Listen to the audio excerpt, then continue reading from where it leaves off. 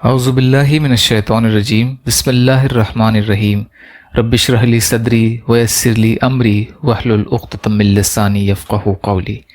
بکھرے موتی، چوتھا حصہ۔ بادلوں سے آواز آئی، چلو مدینے، عمر نے بلایا ہے۔ حضرت مولانا محمد یوسف صاحب نے پاکستان میں تقریر کرتے ہوئے ارشاد فرمایا کہ حضرت عمر رضی اللہ تعالیٰ عنہ کے دور خلافت سن 18 ہجری میں پورے جزیرہ عرب میں ایسا قحط پڑا کہ کھانے پینے کی چیزیں بھی کسی قیمت پر نہیں ملیں۔ فاقوں کی شدت کی وجہ سے لوگ انتقال کر رہے تھے۔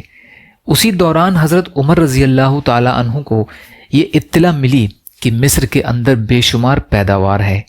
مصر پہلے ہی فتح ہو چکا تھا اور حضرت عمرو بن عاص رضی اللہ تعالیٰ عنہ وہاں کے گورنر تھے۔ حضرت عمر رضی اللہ تعالیٰ عنہ نے ان کو خط لکھا کہ یہاں حجاز میں بالکل غلہ نہیں ہے اور مجھے معلوم ہوا ہے کہ مصر میں بہت غلہ ہے، لہٰذا یہاں والوں کے لیے وہاں سے غلہ بھیجو۔ گورنر صاحب نے جواب تحریر فرمایا، آپ مطمئن رہیں، میں اتنا بڑا قافلہ غلے سے لدوا کر بھیجوں گا کہ اس کا پہلا اونٹ مدینہ میں اتر رہا ہوگا اور آخری اونٹ مصر میں لد رہا ہوگا۔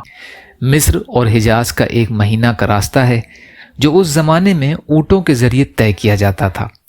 یہ سارا راستہ غلے کے اونٹوں سے بھر دوں گا۔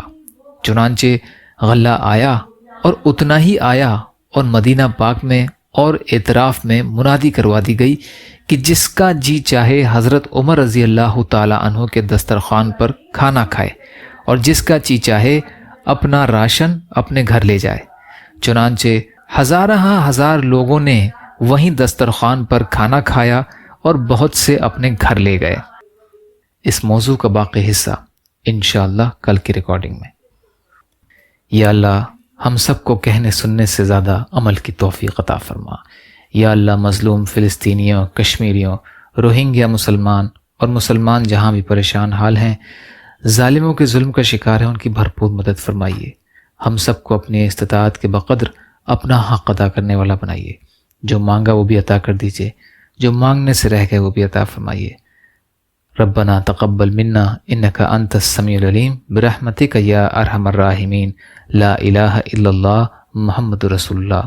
السلام علیکم۔